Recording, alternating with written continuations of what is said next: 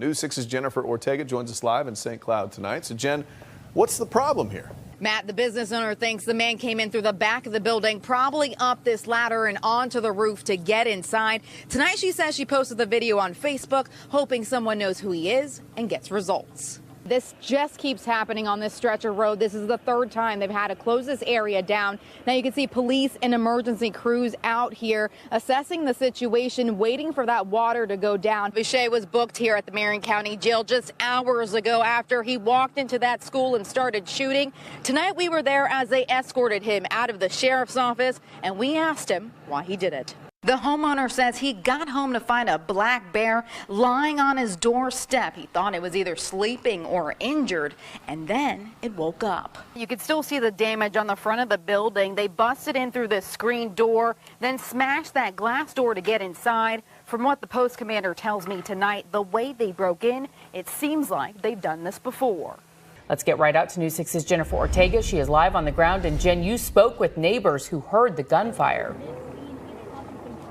Yeah, neighbors say the gunshot sounded extremely close to their homes. Still a very active scene out here. Let me get out of the way. Deputies have blocked off this gas station on Callaway Drive. And now here's what we know. It happened around 3:30 this afternoon. Deputies say when they got to the gas station, they found, like you said, 3 men with gunshot wounds. They were all transported to the hospital and 2 for trauma. Now, people I spoke to in the neighborhoods that live in these houses say they heard 10 to 15 rounds of shots, one go off after the other, and those bullets were just zooming past their houses. Another woman says she got a call from her husband that was inside doing dishes when he ran out to help.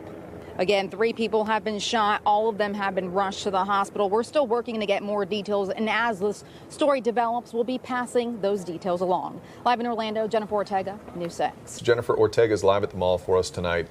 Jen, there was some confusion about what actually caused this. What did you find out? Yeah, Matt, shoppers didn't know what was going on. They actually just saw a crowd of people and started running. Now, Florida Mall tells me it was a fire inspection gone wrong. And tonight I spoke to a brother and sister that say they were scared they were caught in the middle of another mass shooting. I don't know, was sitting and people started running. When I looked back, well, a lot of lights, shooting. She told us shooting, and we see a massive crowd running. You put 2 and 2 together, you don't stick around to find out what's going on, you just run. Mark Comer says he was inside Florida Mall with his sister, Ebony Freeman, when a wave of people started scrambling towards them. I saw their faces, and they looked as if they had just saw something terrible. So I keep watching, and just more people, just a flood. Ebony was inside the bathroom when she got pushed in even further by the rush of families trying to take cover. There's children falling, like people are dragging children, people are getting stepped on, there are elderly people falling. I mean, it was absolute mayhem. Social media quickly started blowing up with rumors of an active shooter inside. People tweeting they were running and scared. I think they're still shooting because people are still running. Florida Mall tells News 6 it was an inspection for the grand opening of Joey Fatone's new restaurant in the food court that let off the bang. That a contracted vendor was in the middle of a test when 6 balloons started to pop consecutively, followed by a fire alarm. Mark says balloons or not, it felt real. The average American, I don't think, knows what a gun sounds like. They know it's loud and it goes bang. You put a mall full of people shopping with their kids, and then you hear bang and you see people running. Those balloons, you know, they did more damage than maybe they would have if something like that hadn't already happened. And at the same time, not too far apart. I mean, Pulse isn't far from it, so it's just really bad timing for balloons to go off in the mall. The mall was evacuated during that chaos, and because of everyone running out, emergency crews say 9 people were injured, from a twisted knee to a head injury of someone falling over. Live in Orlando, Jennifer Ortega, News 6. I did. He didn't want to go on camera. He was too shaken from what happened, but he tells me he was inside his home taking a shower when he heard something explode from the garage, and he ran out.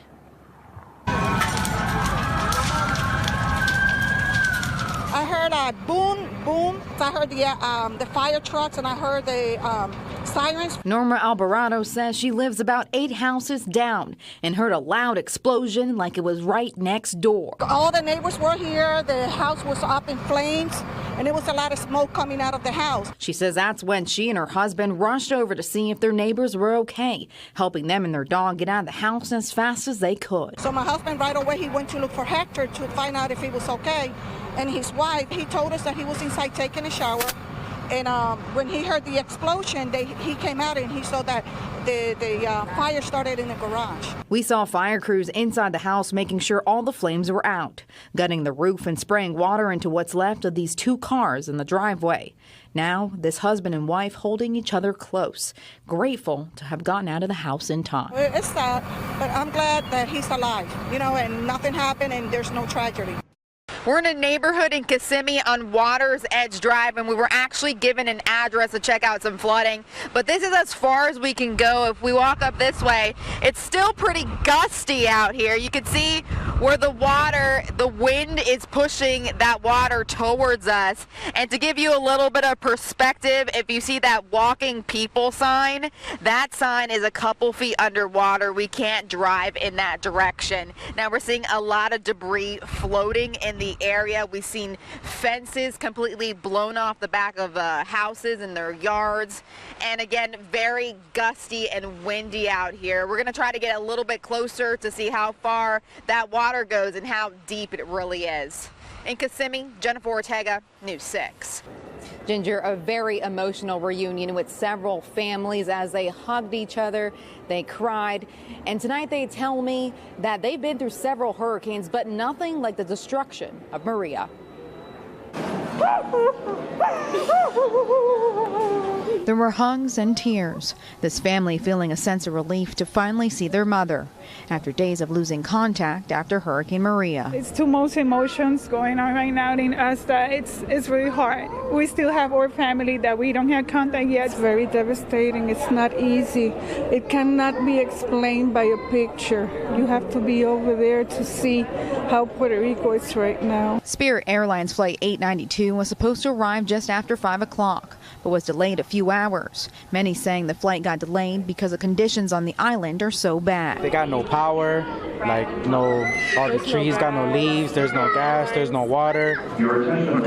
Betsaida Garcia tells us she left Puerto Rico just days before Maria hit and felt guilty leaving her parents behind. Tonight, she's finally able to hug her mother. I wish that everybody can feel the same thing, because I know my friends, everybody's waiting the same thing to hug their parents. But not everyone has been able to find out if their family is okay. This woman, hoping someone on the flight knows something about her 82-year-old mother. She decided to go to nowhere. She decided to stay on the house. And then once again, I'm here with the hopefully that somebody comes from the area that I come and they let me know if they know her or if somebody know about her. A very sad situation. Now, many passengers telling me it's going to take a long time for the island to get back to normal. And some of them even saying they'll be staying in Orlando with family until Puerto Rico is back to normal. News 6's Jennifer Ortega is live at a local law enforcement supply shop tonight. And Jen, are there any regulations for buying bulletproof vests? Surprisingly, there are no regulations in buying a vest, and when we called multiple gun shops today, they say that's the reason they don't sell them. Now, this shop right here, they do sell them, but only to police officers, and you have to have identification to get one. I check everyone out, yeah, but generally, if he's wearing a badge and got a gun and a uniform on, he's probably an officer. Steve Posha says he's been doing this for 30 years and limits who he sells to. At his shop, it's policy to only sell bulletproof vests to officials in active duty. To my knowledge, there's no law that vests are restricted in purchasing. I mean, should a bad guy have a vest? No, of course not. But he shouldn't have a gun either. Detectives believe Markeith Lloyd is wearing a bulletproof vest. But how did he get one? Steve says it's not difficult, that officials come in all the time replacing equipment. Maybe he stole it. I had a guy coming in here this week replacing a vest that someone stole his vest. And he's a security guard. In the Pulse shooting, shooter Omar Mateen was not wearing body armor. He actually tried to purchase it, but was denied. Steve tells us he can spot a good sale from a bad sale immediately. The guy sized him up and said there was something hokey here. I think it wasn't just the vest. I think he was going in there asking about cases of ammo, which is not illegal to do, but he just had, the bad vibes about him. We tried to buy a vest ourselves online. One store told us we needed the appropriate documentation, that body armor is restricted to public safety professionals, military, and security officers. While on others, like Amazon, we got all the way to checkout without restrictions. Steve says he wouldn't sell us a vest, even knowing we're not a criminal, just so it doesn't get into the wrong hands.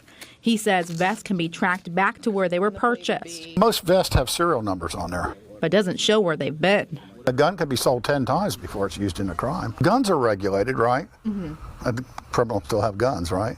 So how are you going to regulate something that's a vest doesn't kill you? We dug into Florida statute. You can buy, own, and wear a bulletproof vest, but if you commit a crime while wearing one, you can be convicted of a felony. I don't think you would ever see regulation on vests. It's just, in the industry, you should monitor. It's like being a good bartender. You know when to cut the drink off or who to sell the drink to. Now, we did speak to OPD tonight. They say they do run into criminals that have bulletproof vests, but they can't confiscate those unless they've committed a crime with them. Now, as for buying a vest, it's all perfectly legal and it's up to the seller's discretion. Live in Orlando, Jennifer Ortega, News 6. Some interesting information tonight, Jen. Thank you.